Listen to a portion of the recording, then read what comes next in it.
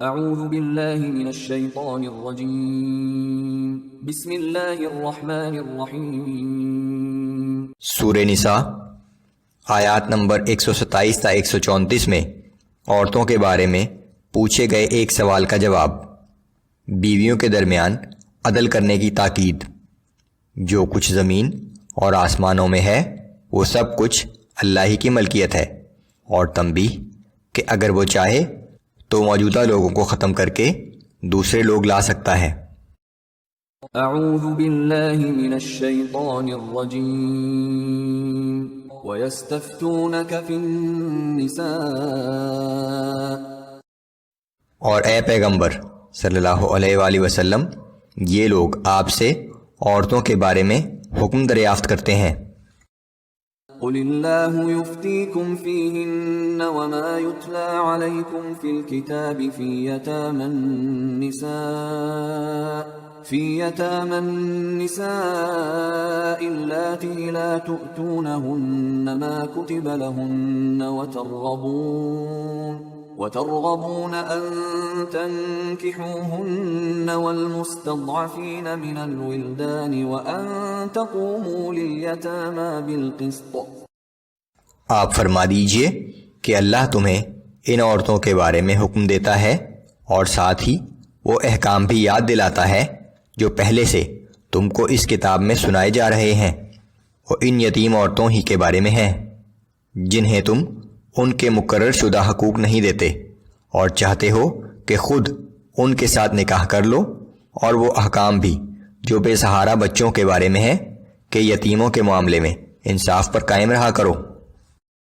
وما تفعلوا من خیر فإن اللہ کان بہ علیما، اور تم جو بھلائی بھی کرو گے تو یقیناً اللہ اسے خوب جانتا ہے۔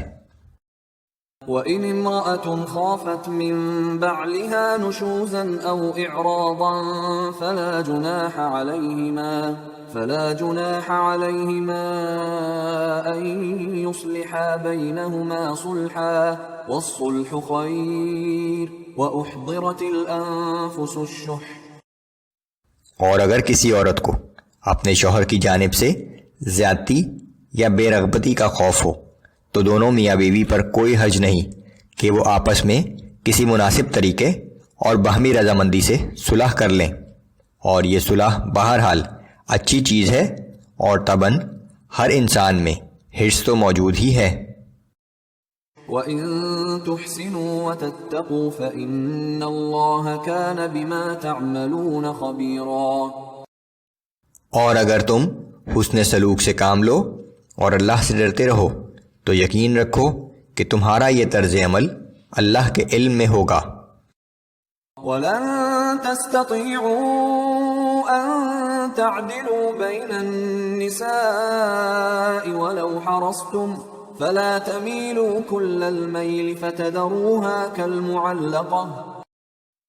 اور تم ہرگز اس بات کی قدرت نہیں رکھتے کہ تم سب بیویوں کے درمیان پورا عدل کر سکو، تم اگر چاہو بھی تو اس پر قادر نہیں ہو، لیکن تم ایسا نہ کرنا کہ ایک طرف تو بالکل مائل ہو جاؤ اور دوسری کو درمیان میں معلق چھوڑ دو۔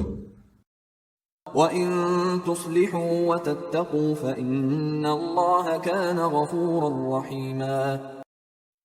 اور اگر تم اپنا طرز عمل درست کر لو اور اللہ سے ڈرتے رہو تو بے شک اللہ بڑا بخشنے والا اور ہر وقت رحم کرنے والا ہے۔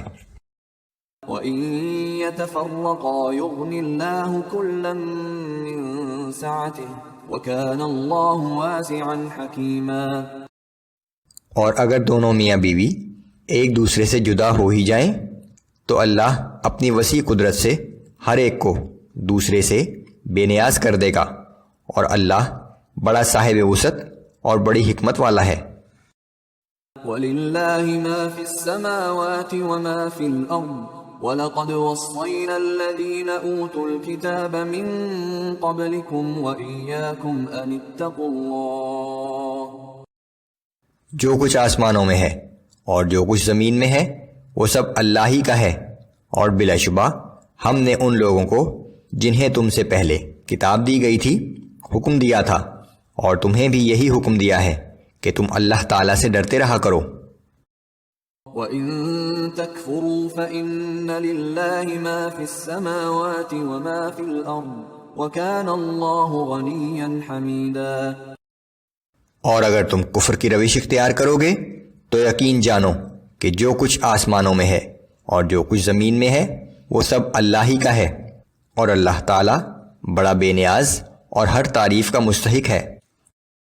وَلِلَّهِ مَا فِي السَّمَاوَاتِ وَمَا فِي الْأَرْضِ وَكَفَى بِاللَّهِ وَكِيلًا۔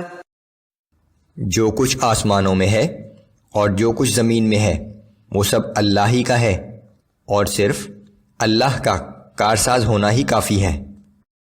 إِن يَشَأْ يُذْهِبْكُمْ أَيُّهَا النَّاسُ وَيَأْتِ بِآخَرِينَ وَكَانَ اللَّهُ عَلَى ذَلِكَ قَدِيرًا۔